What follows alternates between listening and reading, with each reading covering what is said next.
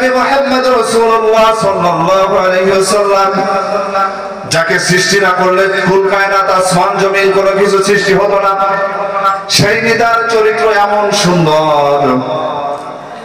আল্লাহ রাসূল সাল্লাল্লাহু আলাইহি ওয়াসাল্লাম সাহাবা আজমাইনা জিজ্ঞেস করতেছে, ইয়া রাসূলুল্লাহ, ইয়া হাবিবাল্লাহ, কিয়ামতের ময়দানে, জাহান্নামের ময়দানে আপনার আব্বা আম্মার অবস্থা কি হবে?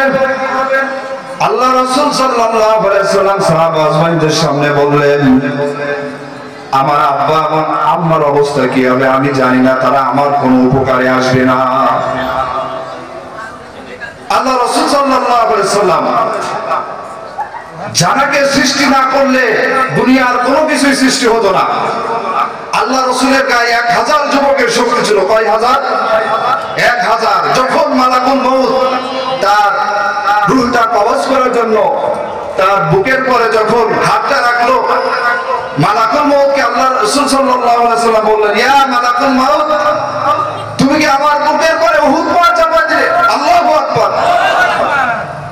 1000 যুবকের শক্তি ছিল, এক থাপ্পড় মারলে মালাকুল মউত কোথায় যেত? ঠিক কি না বলেন? সেই রাসূল তাকেও দুনিয়া থেকে বিদায় নিতে হয়েছে। নামাজ নামাজ, মৃত্যুর সময় শুধু নামাজ নামাজ ভুলে গেছেন।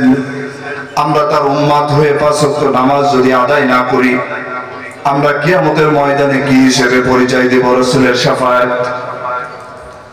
আমি আমাদের এলাকায় বলে থাকি, আমাদের নামাজি মুসলমান 3 প্রকার। এক প্রকার নামাজি, তারা ঘরে বসে নামাজ পড়ে, তারা হলো মুনাফিক। আরেক প্রকার, তারা জামাতে গিয়ে যারা নামাজ পড়ে, তারা হলো পরবর্তী ইমানদার। ঠিক কিনা বলে?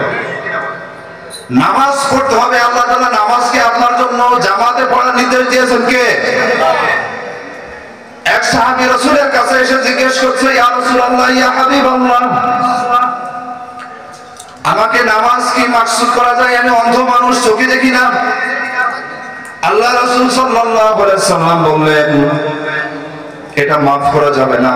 তুমি কি কানে শোনো? হ্যাঁ কানে শুনি। আজানের জবাব দিবা, মসজিদে এসে নামাজে জামাতে আদায় করবা।